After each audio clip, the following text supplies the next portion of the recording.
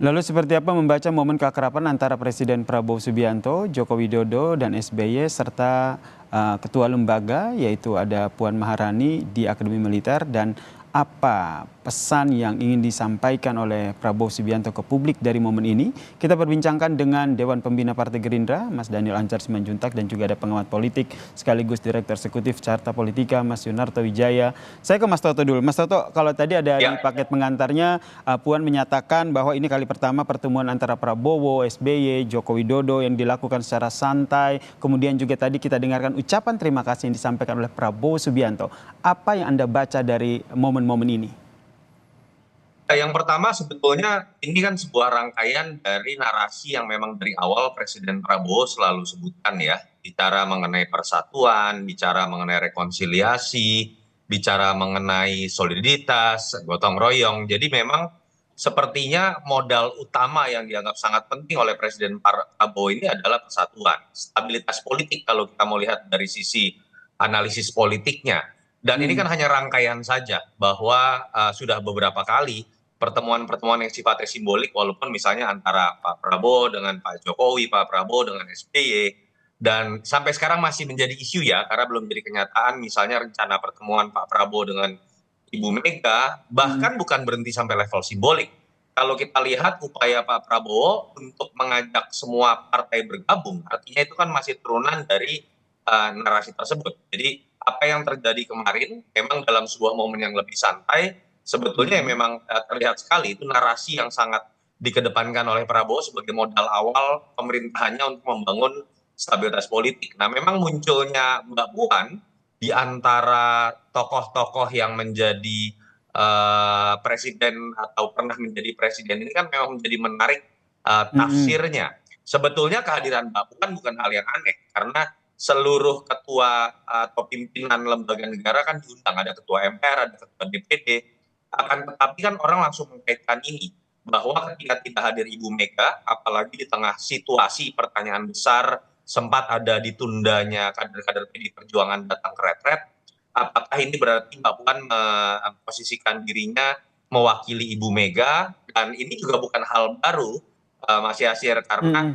kalau kita lihat kan kecenderungan sikap politik Mbak Puan dengan Ibu Mega, walaupun katakanlah masih dalam satu garis perjuangan, satu garis sikap, akan tetapi gaya berpolitik dalam konteks Hmm. Mbak Puan cenderung lebih lentur, Bu Mega cenderung lebih keras. Ini kan selalu menjadi sebuah perimbangan tersendiri yang ada di dalam tubuh PDI Perjuangan. Dan apa yang kita lihat sekarang sebetulnya hanya meneruskan sebuah kondisi yang sudah lama ada. Bahkan Meneruskan kalau mau kondisi ditarik yang ke sudah ada, belakang, berarti Bang Yasir, keakraban ini harapannya ke depannya akan terus berlanjut begitu ya?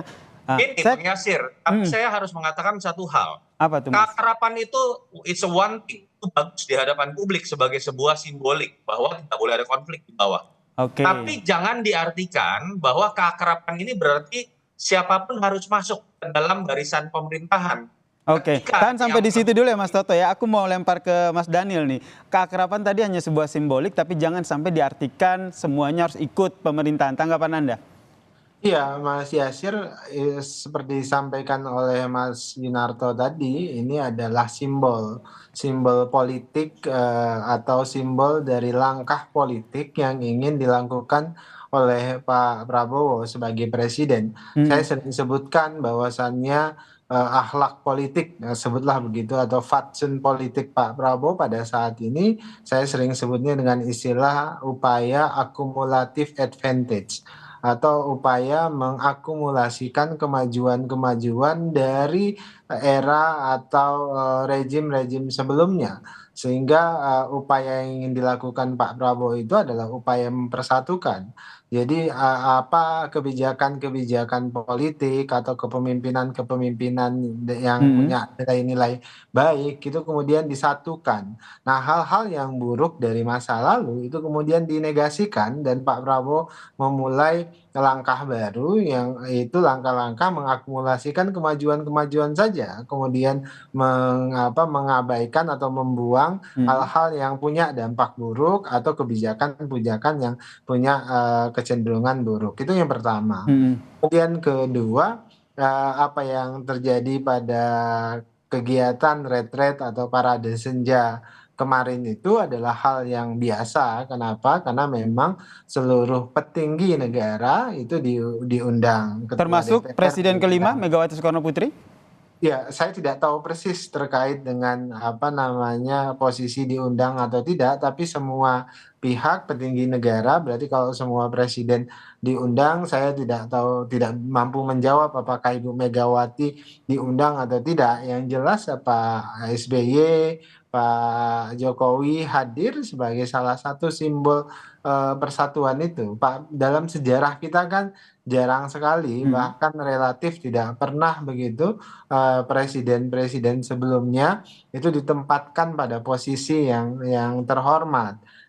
Bahkan Pak Prabowo menyampaikan pada momentum sebelumnya ketika peresmian salah Danantara? satu proyek, bukan bukan Bukan Danantara, Danantara, oke oke. ketika kemudian Pak Jokowi dan Pak SBY tidak diundang, beliau memperingatkan bahwasannya perlu diundang Hmm. apa-apa proyek atau karya-karya pemimpin sebelumnya yang pada saat itu diresmikan oleh Pak Prabowo itu ada baiknya diundang karena beliau-beliau sudah menancapkan tonggak Hmm. pertama dari upaya-upaya pembangunan tersebut dan Pak Prabowo ingin menghormati upaya-upaya presiden sebelumnya. Jadi ini hal yang wajar dan seperti sudah dijelaskan Pak Prabowo sebelumnya, beliau ingin menempatkan presiden-presiden sebelumnya sebagai Hmm. orang-orang yang pernah berjasa bagi Republik dan bagi rakyat Indonesia. Menempatkan presiden-presiden sebelumnya. Ada SBY di situ, ada Jokowi di situ, yang juga tadi juga sempat ditanyakan oleh wartawan gitu. Kenapa Ibu Mega tidak hadir begitu disampaikan juga. Apakah ingin menempatkan posisi presiden-presiden sebelumnya ini semua termasuk saat ini mungkin Anda sebagai Dewan Pembina Gerindra lebih tahu begitu bagaimana dialog ataupun lobby-lobby di dalam internal sendiri terkait dengan pertemuan antara Prabowo dan juga Megawati, Mas Daniel? Tentu menempatkan Ibu Megawati pada tempat sebagaimana mestinya, karena beliau tentu punya jasa yang luar biasa bagi Indonesia. Anda perhatikan dalam beberapa pidato, misalnya terakhir Pak Prabowo juga menyebutkan bahwasannya Ibu Mega punya jasa yang luar biasa bagi Indonesia. Kalau Hmm. kemudian Ibu Mega belum berkesempatan hadir, itu adalah hal lain. Tapi yang jelas Pak Prabowo selalu ingin menempatkan para presiden-presiden kita itu, mantan-mantan presiden kita itu sebagai orang-orang yang Hmm. pantas dan harus ditempatkan pada tempat yang terhormat karena beliau-beliau juga sudah berjasa. Dan seperti tadi saya sebutkan, Pak Prabowo ingin belajar banyak Hmm. dari kepemimpinan Ibu Mega, kepemimpinan Pak SBY, dan kepemimpinan Pak Jokowi. Maka secara simbolik beliau selalu berusaha mengundang pada Hmm. acara-acara khusus agar beliau-beliau bisa hadir. Nah, Oke. Mas Nasir, sebenarnya ini bukan kebiasaan baru bagi Pak Prabowo ketika Hmm. beliau jadi presiden, ketika beliau jadi Menteri Pertahanan pun demikian.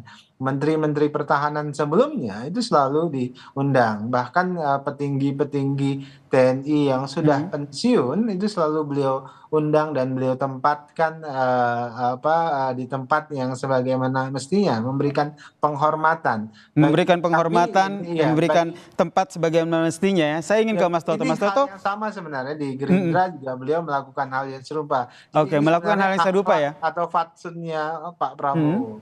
Saya ke Mas Toto. Mas Toto melihatnya seperti apa? Ya, Karena tentu tidak lepas dari ada dinamika politik di sini yang juga tentu tidak bisa luput dari publik. ya, sebagai sebuah simbol saya sepakat apa yang tadi awal saya katakan, Bang Daniel juga tadi tegaskan, menurut saya ini baik dalam konteks memberikan contoh pada masyarakat bahwa di tengah perbedaan pendapat pun dalam alam demokrasi, tetapi di atas meja, di hadapan publik harus ditunjukkan bahwa mereka tetap baik-baik saja, silaturahmi tetap terjaga dan lain-lain. Akan tetapi saya ingin masuk ke dalam penjelasan bahwa jangan sampai kemudian narasi yang terbangun adalah bahwa yang berada di luar pemerintahan atau berbeda pendapat Mm-mm. itu menghalangi harmonisasi, itu tidak menciptakan stabilitas politik, itu tidak ikut dalam kegotong royongan. Karena sebagai contoh misalnya, kalau kita misalnya melihat bagaimana Pak Jokowi tidak mengajak Pak Prabowo ketika kemudian menang di 2014, baru mengajak Pak Prabowo dalam pemerintahan di 2019.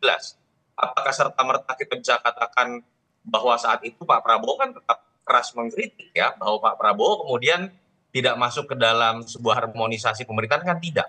Hmm. Malah ketika Pak Prabowo terus melakukan kritik secara objektif sebagai oposisi saat itu terhadap pemerintahan Pak Jokowi, di situ pendidikan politik buat masyarakat terjaga.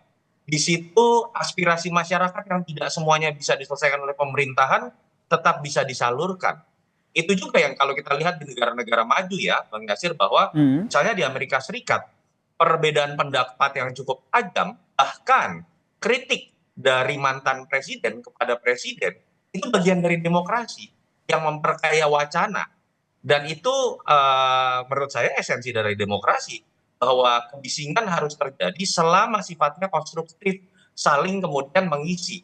Jadi ini yang menurut saya jangan sampai dicampur adukan, bahwa kemudian orang melihat Hmm. yang partai yang nanti tidak mau bergabung ke dalam pemerintahan, itu seakan-akan partai yang sifatnya konfliktual, tidak ingin membawa perdamaian. Enggak, demokrasi itu malah menginginkan adanya sebuah Hmm. antitesa, menginginkan ada suara yang berbeda, entah dalam konteks ini partai, entah dalam konteks tokoh, atau dalam konteks bahkan perbedaan pendapat di antara presiden dengan mantan presiden, selama niatnya adalah baik dan bukan untuk saling menjatuhkan. Nah, ini yang juga menjadi sorotan nih, Mas Toto, karena kalau kita lihat seperti yang tadi Anda sampaikan bahwa Prabowo bertemu dengan Jokowi dan juga SBY ini beberapa kali sering terjadi, tapi yang Anda lihat dengan pola politik yang tadi Anda sampaikan, kalau Puan itu lebih fleksibel gitu, nanti itu akan berpengaruh seperti apa di politik dari PDIP sendiri? Iya, Mbak Puan ini kan kalau kita bicara lebih fleksibel, paling tidak dalam arti gaya berpolitik, gaya Mm-mm. berkomunikasi. Dan menurut saya itu mencairkan sikap politik PDI Perjuangan yang seringkali dikritik oleh beberapa pihak, gaya berkomunikasi Ibu Mega ini terlalu keras begitu misalnya ya. Mbak Puan ini memposisikan diri kadang-kadang terlihat untuk mencairkan suasana paling tidak. Tetapi saya masih percaya bahwa PDI Perjuangan sikapnya masih satu, tidak Mm-mm. kemudian menjadi dua, bahwa kemudian ada dua sikap yang berbeda, bahwa ada perbedaan pendapat internal pasti, tapi menurut saya ya tetap keputusan masih diambil oleh Ibu Megawati Soekarno Putri. Apakah ini pertama kali terjadi di PDI Perjuangan? Mas Yasir, tidak juga. Oke. Dulu kalau kita lihat masih ada almarhum Pak Taufik Kimas, ada situasi yang mungkin derajatnya berbeda Mm. tapi polanya mirip. Bahwa Ibu Mega juga cenderung bersikap keras terhadap pemerintahan SBY saat Mm. itu, Pak Taufik Kimas almarhum ini cenderung Baik. bersikap lebih lentur dalam Baik, menjalankan berarti lebih pemerintahan. fleksibel begitu ya. Saya ingin ke Betul. Mas Daniel. Mas Daniel, dengan gaya politik Puan Maharani yang lebih lentur atau fleksibel ini, apakah ini juga jadi salah satu peluang dari Gerindra untuk terus mengajak untuk PDIP untuk bergabung atau tetap berada di oposisi? Seperti disampaikan Pak Prabowo pada HUT Gerindra ya, beberapa waktu yang lalu, Pak Prabowo tidak mempermasalahkan apabila PDIP ada di luar maupun di dalam. Di luar pada saat ini ya positif saja, artinya itu langkah baik untuk melakukan penyeimbangan terhadap pemerintahan, mengkritik pemerintah, dan Pak Prabowo selalu membuka ruang Mm. untuk dialektika. Jadi hal yang wajar. Kemudian kalau kemudian Pak Prabowo terus ingin berkomunikasi dengan semua pihak, itu memang iya. Jadi bukan hanya ke Ibu Megawati, tapi semua pihak, bahkan Pak Emil Salim saja yang kemudian juga menjadi kritikus Baik, pemerintah sampai dengan detik ini, itu beliau temui dan beliau minta nasihat dari beliau-beliau tersebut. Jadi Pak Prabowo ini posisinya oke. selalu pada posisi ingin menghormati dan mendengar Mm. semua pihak, apalagi orang-orang yang sudah senior dan sudah Oke. banyak makan asam garam di pengelolaan pemerintahan Oke, maupun baik Mas Daniel, sudah kita politik, dan tangkap ya, perlu memang kita ini salah dengarkan satu bareng-bareng. keinginan dari Presiden Prabowo yang selalu menjalin hubungan baik dengan semua kalangan. Terima kasih Mas Daniel Anzar selaku Dewan Pembina Partai Gerindra, dan juga Mas Toto selaku pengamat politik telah berbagi informasi terkait dengan kebersamaan Prabowo, Jokowi, SBY dan juga Puan Maharani di Akmil Magelang. Salam sehat semuanya.